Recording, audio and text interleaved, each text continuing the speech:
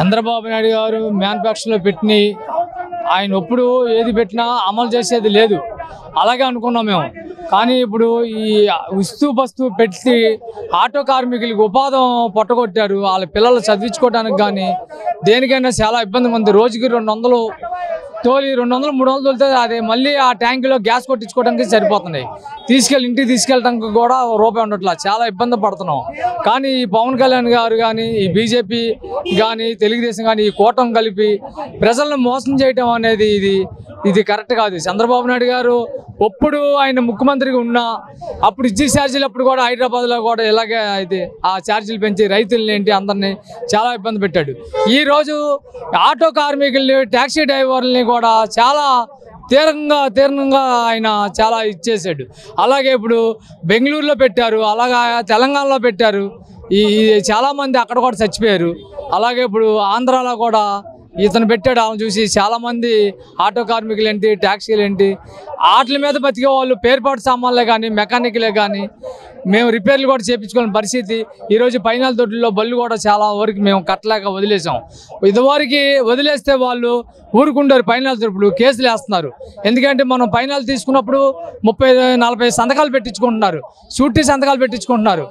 వాళ్ళకి లోన్లు అనేది లేకుండా చేసి మళ్ళీ వాళ్ళు కేసు వేస్తున్నారు. అంటే మన పేరు ఏమైనా ఆస్తులు ఉంటే కోర్టుకి వేస్తున్నారు. వీళ్ళ పేరుని ఆస్తి ఉంది కాబట్టి మన ఫైనాల్స్ ఇచ్చాం, వాడు కట్టలేదు కాబట్టి ఆ రకంగా ఫైనాల్స్ కూడా మా మీద దాడి చేస్తున్నారు.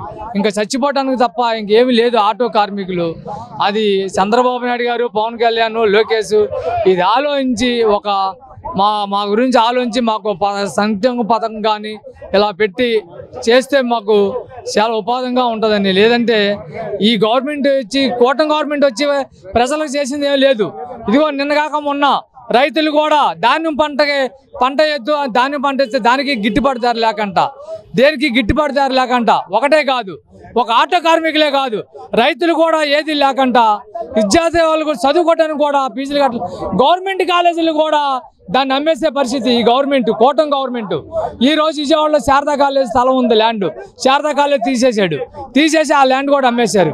అలాగా రాష్ట్రంలో మొత్తం కూడా డిగ్రీ కాలేజీలే కానీ ఇంజనీరింగ్ కాలేజీలే కానీ పేదవాళ్ళ పిల్లలు చదువుకోకుండా అవి కూడా అమ్మేస్తుంది ఈ గవర్నమెంట్, కూటమి గవర్నమెంట్.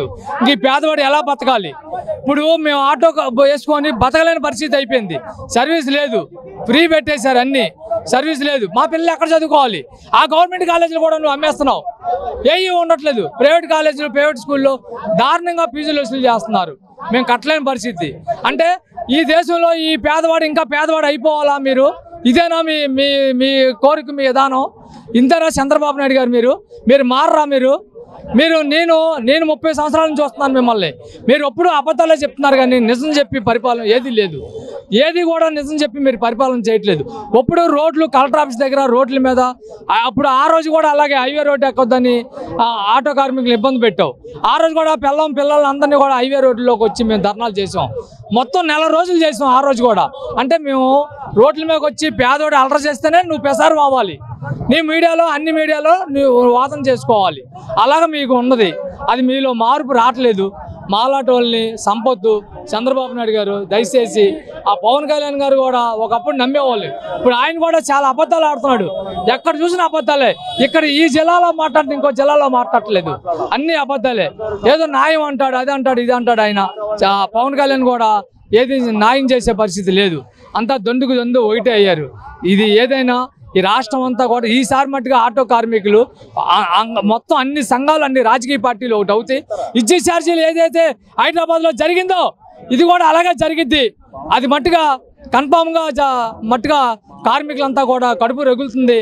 ఎవరింట్లో కూడా ఏది లేదు అని చాలా ఇబ్బంది పడుతున్నారు అని రాష్ట్ర ప్రభుత్వం తీసుకున్నటువంటి నిర్ణయానికి ఈ రోజున ఆటో కార్మికులంతా కూడా విజయవాడ బస్ స్టాండ్ దగ్గర అడుక్కునే పరిస్థితి అయితే వచ్చారు. ఏదైతే ఉందో ఈ యొక్క 21 జీవోని రద్దు చేయాలి. ఫ్రీ బస్ వల్ల కనీసం కుటుంబ పోషణకే భారం అవుతుంది. కనుక ఈ రోజున విజయవాడలో ప్రతి ఆటో డ్రైవర్ కూడా ఇది పట్టుకొని అయితే మాకు భిక్ష వేయండి, మా కుటుంబ పోషణ లేదు, రాష్ట్ర ప్రభుత్వం తీసుకున్నటువంటి ఫ్రీ బస్సు వల్ల ఎంతో నష్టపోతున్నామని చెప్పి ఈ రోజున భిక్షాటన చేస్తున్నారు.